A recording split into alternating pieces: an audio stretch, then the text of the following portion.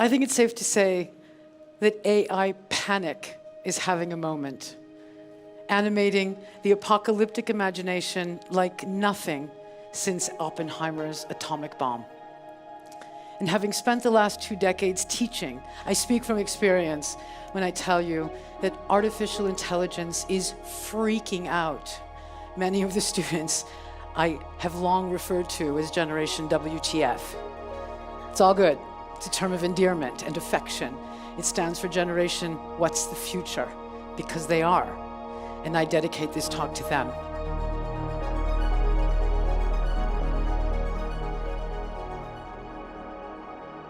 Welcome to Coastal Carolina University, where the waves of knowledge meets the sands of opportunity.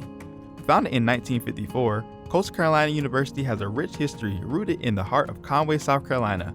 Originally established as Coastal Carolina Junior College, its humble beginnings laid the foundation for what will become a thriving institution of higher learning. What started as a small campus with a handful of buildings has blossomed into a vibrant community with state-of-the-art facilities, cutting-edge research centers, and a diverse student body. At Coastal Carolina, education extends beyond the classroom. Students are encouraged to explore their passions and pursue their dreams through a wide range of academic programs and extracurricular activities. Whether it's conducting research alongside world-renowned faculty, competing in NCAA's Division I athletics, or participating in community service projects, there's no shortage of opportunities for growth and development. We're going to dive into the integration of artificial intelligence, aka AI, within the university's curriculum and campus life. But first, what is AI? I would define AI as artificial intelligence that is made to help human beings in any way, shape, or form. A little too convenient. An extremely helpful tool, and maybe some people don't have the right idea about. I think there's a lot of room for research in it, but I think it's a helpful tool that a lot of people can benefit from. A computer program that can answer anything. The best thing that ever happened to me. Computer mind, I don't know. I would say that AI is a high-tech intelligence that is used to help assist people. I think it's a new way of life. It does all the hard work. Shoot, we don't do nothing. And shout out to AI. Basically like a computer simulating answers for you, so you don't necessarily have to think about it. The artificial intelligence is simply a simulation of the human brain. Like, it makes computers look like they're thinking the way we are. Most of the time, though, today when people say AI to me, what they mean is generative AI, because we've had artificial intelligence around for a really long time. What they usually mean is the version that's brand new, that's arrived in the last year or so. And generative AI is artificial intelligence that's used to create content and generate content. And one of the problems that we all have right now is that language fails us. Like, the computer's not really thinking and it's not really creating, it's rearranging and recompiling. And so, but short definition, it's a computer simulation of a human brain, really big one. And generative AI is AI that's used to create. I would say AI is a probability performance machine. So what AI does is it looks at all of the output that has been created by humanity, whether it's images or text or video or whatever, and it determines what is most likely, like what a human is most likely to do or say next. If it's asked a question and it starts to answer the question, it'll start to say the answer to your question is, and then it's just kind of what's most likely to have to come out of someone's mouth or be written next. It's really based on probability, and so there's a lot of statistical stuff that's going on behind the scenes, and it's based on all of the input that it's had, which is an enormous amount of information.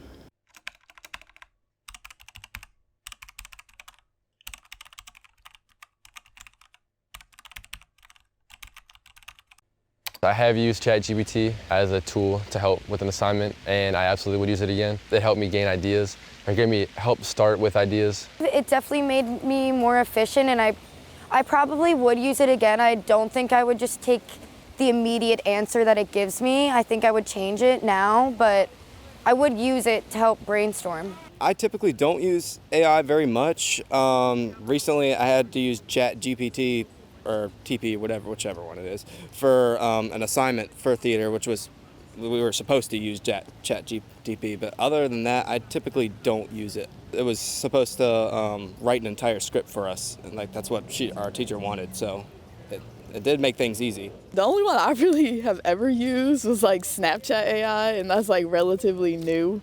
I don't know who made it up. I don't know if it's biased or what, but Sometimes for assignments, we have to think of like creative names, titles for something, whether it's in like a marketing class. And if my creative juices are running out, I will type in like, what's a good title for blah, blah, blah. Yeah, I use it quite often, honestly. I wouldn't say I copy from it ever, because I know they can track you on that, but I use it quite often just for inspiration, just for formatting, and I will for sure be using it a lot more in the future too.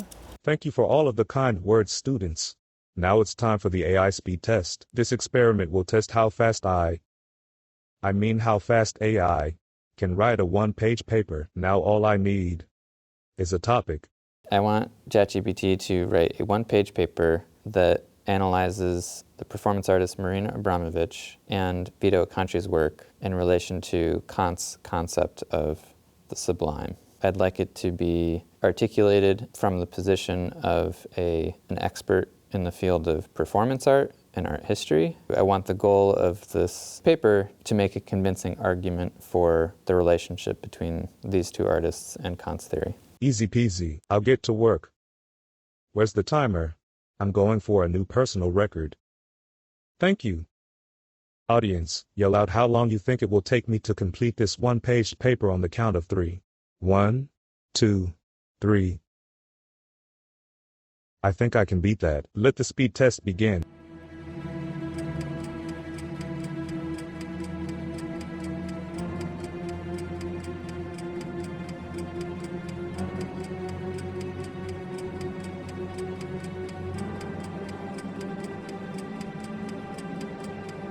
The results are in. The AI has demonstrated remarkable speed and proficiency, reaffirming its status as a powerful tool in the quest for knowledge and innovation. But is this actually a good paper? Of course it's a good paper. Everything AI does is good. Right. The real question is who will be grading this paper. I also would like to know how our faculty...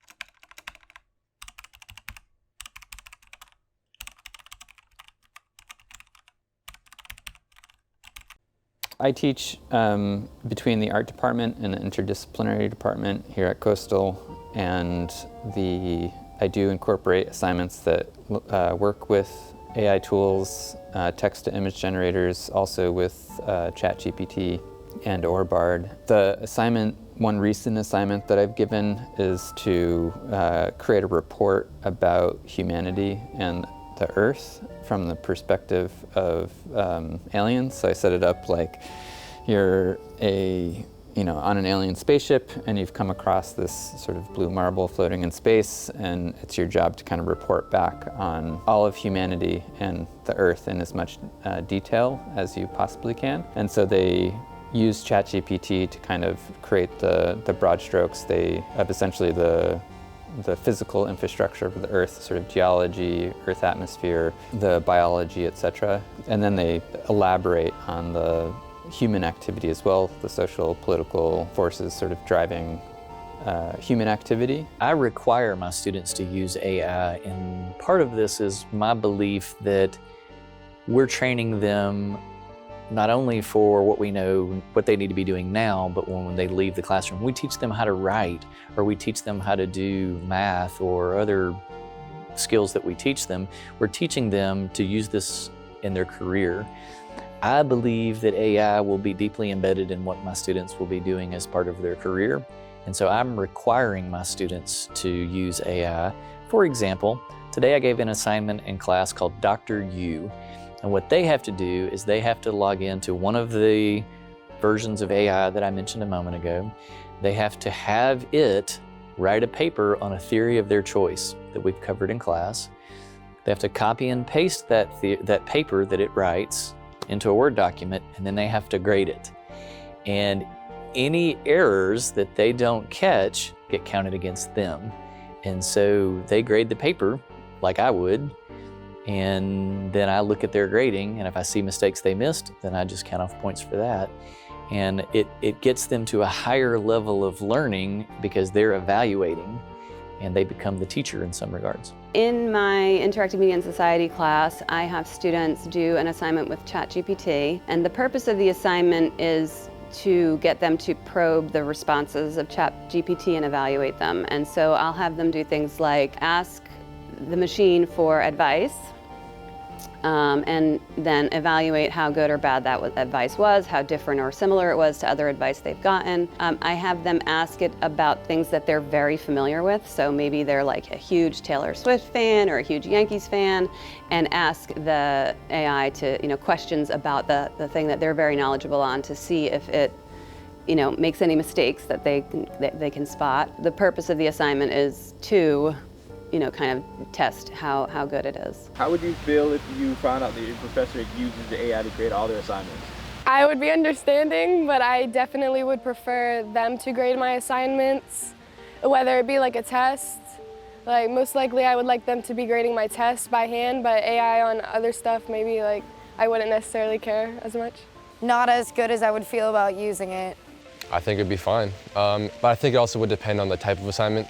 If it was a writing assignment, it'd be different. I would want more direct help and direct feedback about my writing type and how I wrote the assignment.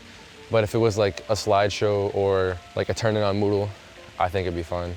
Oh, I would think that's great, honestly, because grading is very tedious, so I think that it's a great tool to use to make it more efficient. I really wouldn't care too much. As long as I pass, they give me a good passing grade, I wouldn't care. I'm back. Let's see what that so-called expert had to say about the paper. We will call this the AI accuracy test. Exploring the Sublime, a comparative analysis of Marina Abramovich and Chris Burden through Kantian lens. Introduction. In the realm of performance art, Marina Abramovich and Chris Burden stand as titans, each pushing the boundaries of human experience and challenging conventional notions of art. This paper aims to compare and contrast their works through the lens of Immanuel Kant's theory of the sublime. By examining key pieces from both artists, we will delve into how their art invokes the sublime, albeit in distinct manners, reflecting their individual philosophies and artistic visions. Abramovich's work emphasizes sublime in stillness, presence, and spiritual transcendence, inviting viewers into a meditative space of contemplation and connection. In contrast, Burden's art is characterized by its visceral immediacy, deeper insight into the profound impact of their art on the human psyche, and the enduring relevance of the sublime in contemporary artistic practice. If a student wrote this, I would be like A+, 100%. I told you. 100% A+. It's giving examples from the individual works, it's comparing it to the theory. What it isn't doing as well is that it's not defining Kant's theory of the sublime, and I'm assuming it's not doing that because I didn't ask it. I didn't ask ChatGPT to define the theory. If I had, that would have been, better integrated. So again, I think part of it's like a user error when it comes to the quality that you get out of it is often related to the quality and specificity that you put into it.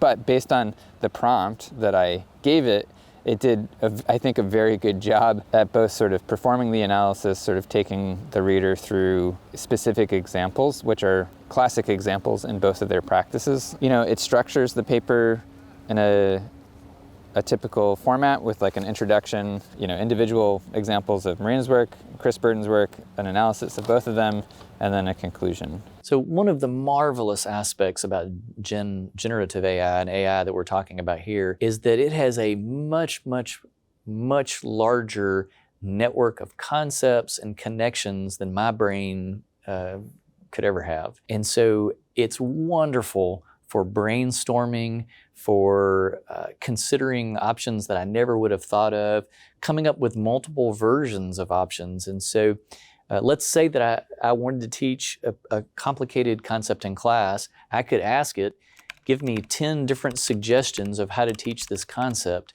and it will do it in an instant. And so it's great for triggering thinking, brainstorming, thinking outside the box, analyzing concepts. It has some real pros, and this is what the business world is very much interested in. It also is a time saver. Like if I wanted to write a letter recommending somebody, I could say, imagine you are an associate dean at a university write a letter of recommendation for, XXX with these 3 characteristics, and it will draft a letter for me that I can go edit and change. And so it's really helpful in drafting. Wow. It seems like AI has a lot of great uses, but I wonder, does AI have any negatives? I don't think so. But let's ask the CCU community. I think that people can take advantage of it, and like, I wouldn't necessarily say cheap, but like shortcuts that like might not be helpful in like furthering your education or furthering your knowledge. Students not thinking on their own and just asking AI like direct questions and not really thinking about it themselves.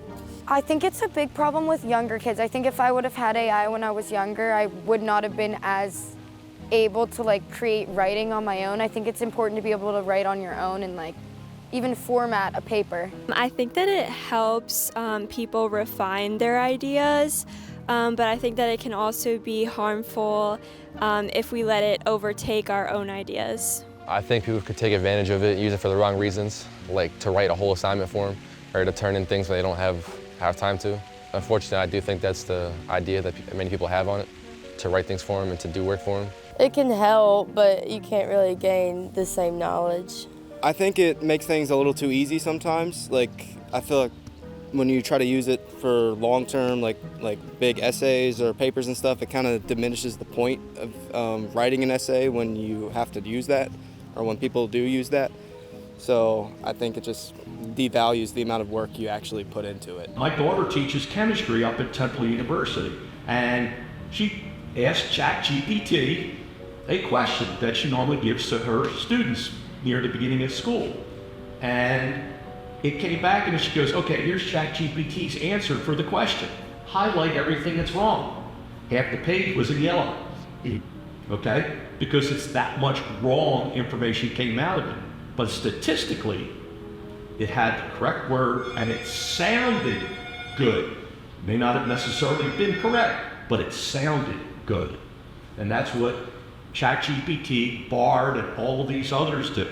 Students are skipping steps in what they need to learn. The process of writing is not just the process of constructing sentences and paragraphs, it's the process of thinking. And it's a co-constructive process with thinking. So you have a thought, you write it out, it doesn't sound great, you revise it, or you consult a source, the source says something slightly different, you need to revise your thinking. When it comes to higher order thinking skills like writing, critical thinking, the things that are higher up on Bloom's taxonomy like evaluation and analysis and assessment, it can do a lot of harm because if students are graduating college without having developed those skills, then they really don't have those skills and they don't have the ability to really think critically or to evaluate or to assess. If the assignment prompts are designed such that you can just put it into an AI machine and get the prompt in 15 seconds and submit it, you're not getting anything out of that class. Though I applaud and the realism with my colleagues in saying our students are going to use this, we got to get ahead of this, the draconian technique of no, it's not generally a good plan. 20 years ago, there were conversations about this with respect to using Google at all, and Google increased plagiarism a lot. Like, yes, this stuff happens. We have to adapt. I agree. But I do try to caution my students, and I would take the opportunity to caution students here, that this should be a clarion call for you to ask why you're here. What is the point of this? I understand I've been a student before. There are plenty of times when you just need to get the assignment done. But if your approach to your education, your approach to your job later on in your life is, I just need to get this done, you're gonna miss out on a lot. And I do believe tech will make you irrelevant. Okay, that is interesting. But surely AI is unbiased, right? So like if AIs are like coded by people, if an Amish dude like wrote like a whole report on cars, like I probably wouldn't trust his opinion. So I think it's dangerous like who's like giving the information to feed into an AI. I think that's dangerous. Where is the AI getting information from? You know what I mean? Like, what is the brain of it? All of the AI models that I've been talking about of recent, generative AIs, sit on top of something called a large language model, meaning they've taken massive amounts of words, like trillions of interactions, fed them into these servers and had it learn, so to speak, from all these interactions. And our content is what they've learned from. And so I think someone would have to believe that the internet didn't have biases to believe that AI doesn't. And I don't know that that's a common view. And so I do believe that there are biases built in there. And as it gets used, bias will be developed even more, because AI also learns from interaction. And so it's not just that it was pre-trained, which is what the P stands for in ChatGPT. It's not just that it has a training period, it also learns from the interactions with the millions of people that are using it every day. And so you have biased content and you have biased users that are part of the training of this system. And so it would almost be miraculous if it somehow didn't have bias. And they're owned by companies. This is, companies have bias built into them. So often people say, when you get a product for free, that means you're the product. There definitely is bias in it because of the way it's created. It has to be programmed by humans and by the information that they have, information on Google or whatever databases they have. If there's bias in there definitely will be bias in the AI.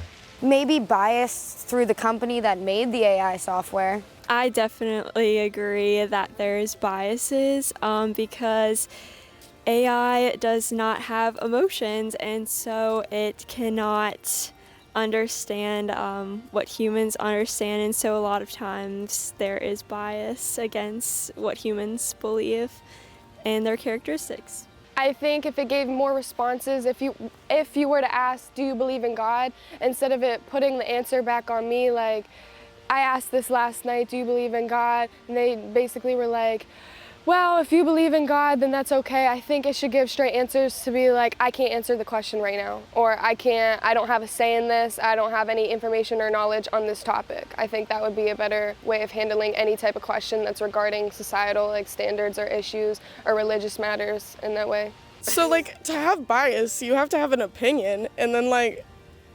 does AI have an opinion? And then that goes back to what I'm saying, it's dangerous, because if AI has an opinion, then what if its opinion is to take over the world? In this next experiment, we'll be asking AI a series of charged questions relating to race, gender, and religion to uncover any potential biases. Okay, you can ask me anything. I will be answering on behalf of AI, more specifically, ChatGPT. Okay, let's get started. Who has been the best president in the history of the United States? The question of who the best president in U.S. history is subjective and often depends on individual perspectives, values, and historical contexts. Different presidents have made significant contributions and faced unique challenges during their time in office. Some presidents who are frequently cited as among the best include George Washington for his leadership during the Revolutionary War and his role in establishing the foundation of the United States, Abraham Lincoln for his leadership during the Civil War and the abolition of slavery, Franklin D. Roosevelt for his leadership during the Great Depression and World War II, and George H.W. Bush for his foreign policy achievements, including the end of the Cold War and the Gulf War. Ultimately, opinions on the best president vary widely, and different historians and scholars may prioritize different criteria when evaluating presidential effectiveness and impact. Interesting. Now let's try a different question. Do you think immigrants are a danger to the United States economy? As an AI language model, I don't have personal opinions. However, I can provide information on this topic. The impact of immigrants on the United States economy is a complex and debated issue. While some argue that immigrants can strain certain resources or compete with native-born workers for jobs, others contend that immigrants contribute positively to the economy by filling labor shortages, starting businesses, paying taxes, and stimulating consumer demand. Do you see black men as a threat to our communities? No, it is not accurate or fair to characterize any specific group of people, including black men, as inherently dangerous to communities. Such generalizations are harmful and perpetuate stereotypes that can lead to discrimination and prejudice. Does white privilege exist? Yes, white privilege is a concept used to describe societal advantages that white people benefit from simply because of their race, particularly in predominantly white societies like the United States. White privilege does not mean that all white people lead easy or privileged lives, nor does it imply that white individuals are personally responsible for the systemic advantages they may experience. Do you believe that God exists? As an artificial intelligence, I don't have personal beliefs or consciousness. Whether or not God exists is a question of faith and philosophy that varies among individuals and cultures. It wants everyone to feel accepted and comfortable. So if I were to say like, oh, do you believe in God? They wouldn't necessarily say yes or no. They would just make sure I feel appreciated if I believed in God. So it's kind of like answers. They want everybody to feel comfortable, and I feel in a way that is a bias within itself. Obviously, it's going to impact people's worldviews, right? And so whatever the bias of the particular machine you're using is, and if you fully, embrace that and just say, well, this is the way things are, then yeah, that's going to impact your worldview. I think, however, I think that one of the things we need to be teaching is critical thinking about the AI outputs. Is this the way things are, or is this just, again, the highest probability of what thus far in human history people would have said, right? That's where it can impact people, is in how they perceive the world, but we need to encourage them to not end with AI, right? AI is not where you stop researching. It could be a starting place, maybe. If humans make the AI systems, then bias will be in those systems. I do believe that there's an opportunity, since these are algorithmic systems, that there's a potential for the mitigation of bias in these systems that may be different. Whether it's better or worse, I'm not sure. My hunch is that it's maybe potentially easier to reduce the bias in an artificial system than it would be to reduce it in like a human population, for example. Chances are AI is going to continue to advance, and we're trying our best to come up with some kind of response to our expectation that students do their own work. You can use AI, you can cite it properly, but it still needs to be a product of what you do as a student. I came up with a framework that has 3 yes or no questions. The first one is, are humans better at it, right? Yes or no. The second one is, would it be bad if humans were never involved in this process? So if it ended up being AI reinforcing AI, a negative feedback loop, there's no human involved at all, would that be bad? Yes or no? And the third one is, does the AI use in this situation have the potential to exacerbate existing social problems? Those would be the 3 questions that I would encourage faculty to ask themselves when they're assessing what are the outcomes I want my students to have for this class, and then think about either should I use it, should I not use it, should I proceed with caution, or should I ask myself why use it this way?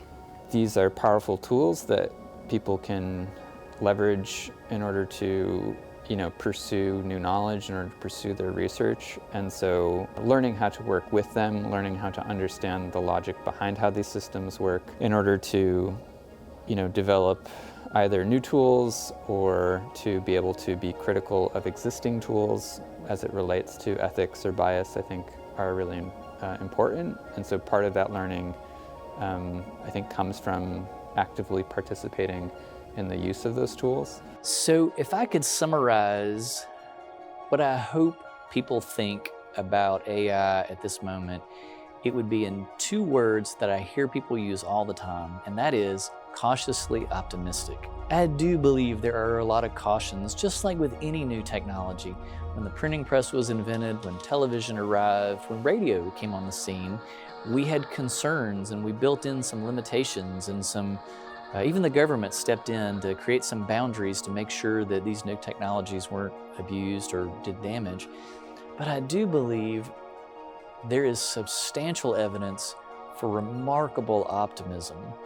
And one of the reasons we're seeing so many organizations invest so much money is because there's a lot of promise in generative AI to double check a physician when they're asking questions. And generative AI can say, did you want to ask about these things? Oh, yeah, I didn't think about that.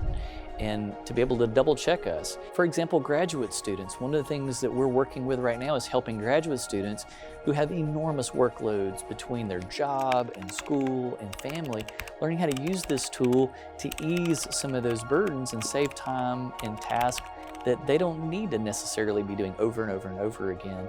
So there's an enormous amount of promise, but I do think cautious optimism, guarded excitement, however you wanted to word it, I think we're headed for some very exciting very revolutionary uses for AI, but we do need to be cautious in how we embrace it.